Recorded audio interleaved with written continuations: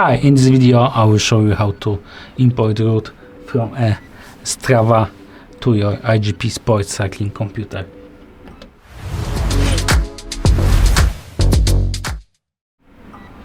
To do that, you need to tap on the More on the app main screen, then you need to tap on the plus icon, then you need to tap on the import third-party routes, and then choose Strava,